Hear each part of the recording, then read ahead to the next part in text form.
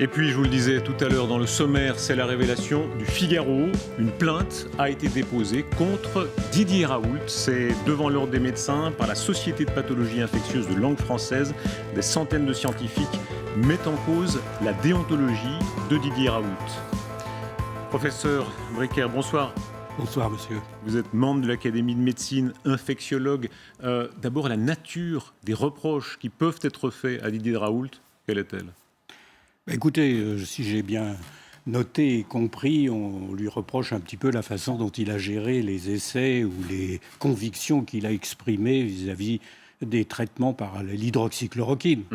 Donc à partir de là, la Société française de pathologie infectieuse a souhaité mener une action. Je ne sais pas si elle fait bien, parce qu'il y a quand même un certain nombre d'éléments en faveur de Didier Raoult, à mon avis. Parce que quand on n'a pas de traitement pour une infection qui préoccupe beaucoup de la société, eh bien, essayer, et avec un médicament connu, un médicament ancien, je ne vois pas là où il y a mal. On voit déjà les pros et les anti-Raoult qui vont sortir du bois les uns et les autres. Les pro-Raoult disent jalousie. Est-ce que vous le pensez ? Oui, il faut... Bon, je ne sais pas si je dois...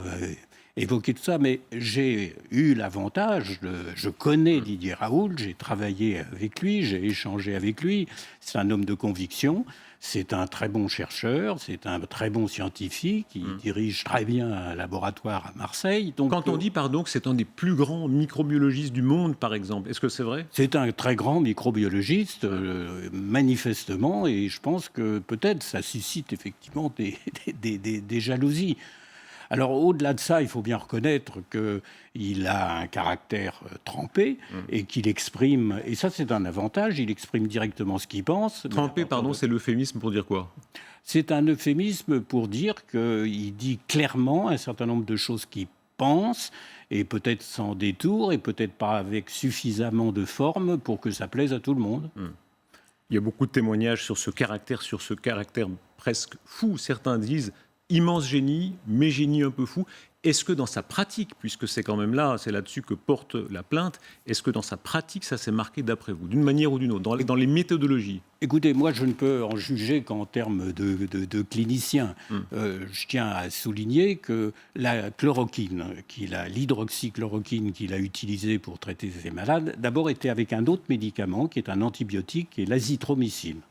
Deuxièmement, que cette hydroxychloroquine, on sait que c'est actif contre un certain nombre de virus, mais seulement au laboratoire, et que chez l'homme, ça ne marche pas.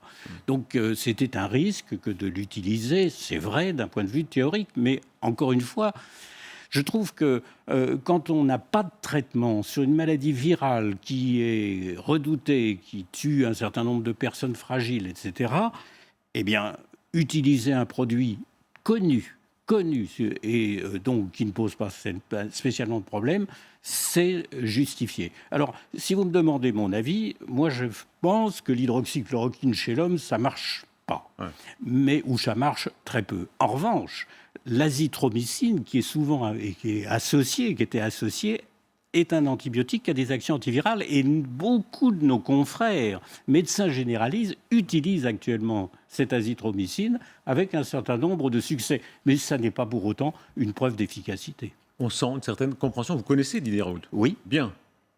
Je le connais. C'est un ami ?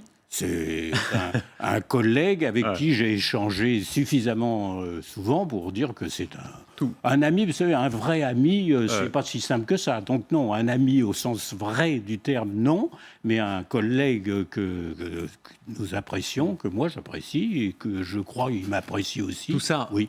On sent, pardon, professeur, combien c'est piégé. On va en parler dans un instant avec Luc Ferry. Il a un regard assez critique sur les scientifiques. Le masque, pas le masque, les avis divers. C'est incroyable guerre entre les pros et les anti-Raoult. Vous l'avez découvert ça vous-même, à quel point votre milieu était divisé, au fond ? Oui, vous savez, je pense que dans tous les milieux professionnels, il y a les pour, les contre, les jalousies, etc.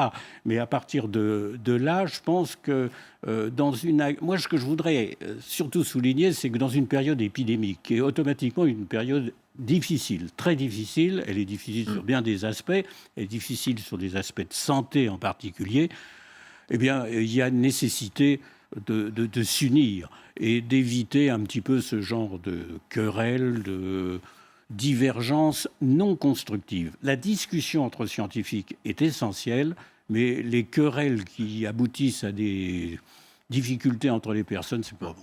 Professeur, merci beaucoup. On évoquait à l'instant Luc Ferry, il sera notre invité.